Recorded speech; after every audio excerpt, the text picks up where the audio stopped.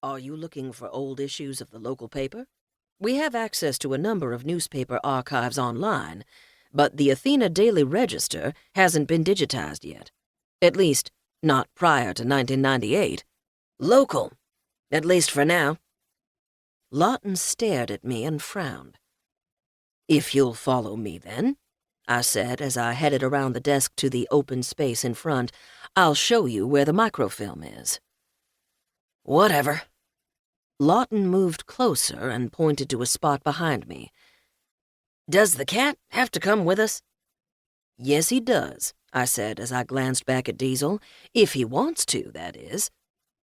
Diesel, his intent gaze on my face, chirped a couple of times before he turned and walked back behind the desk to sit with Lizzie Hayes, one of the circulation staffers. Good choice, Diesel. Lizzie is much nicer. Follow me, I repeated as I turned and walked away. I heard Lawton mutter something from close behind me.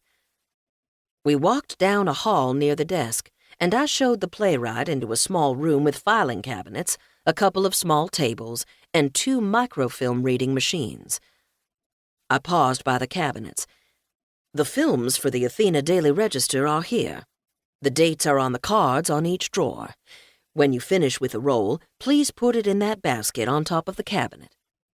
I stopped a moment to clear my throat. Have you used microfilm readers like these before? Lawton nodded as he approached me.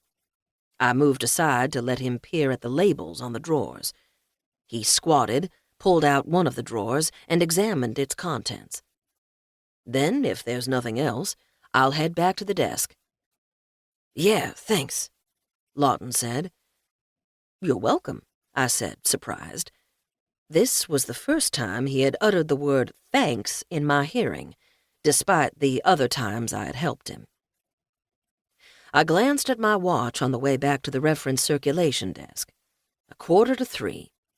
Only 15 minutes more on the desk, and then Diesel and I could go home. I looked forward to some quiet time. This had been a long, hot week, and a brief nap before I cooked dinner sounded appealing. As I mulled possible menus, I resumed my seat behind the desk. Diesel left Lizzie and came back to me. I scratched his head as he rubbed against my right leg. He was an affectionate creature and didn't often stray far from my side, except to spend time with one of his many human friends. He was popular with the library's patrons, and he enjoyed them, as long as they didn't have small hands that wanted to pull cat hair, that is. I helped 2 more people with their reference questions, and when I consulted my watch again, the quarter hour was down to 3 minutes. The library's newest employee, Bronwyn Forster, offered a sweet smile as she neared me, ready to take my place. Afternoon, Charlie. Has it been busy? About the usual, I said. When school starts next week, things will pick up. Bronwyn nodded as she rubbed Diesel's head.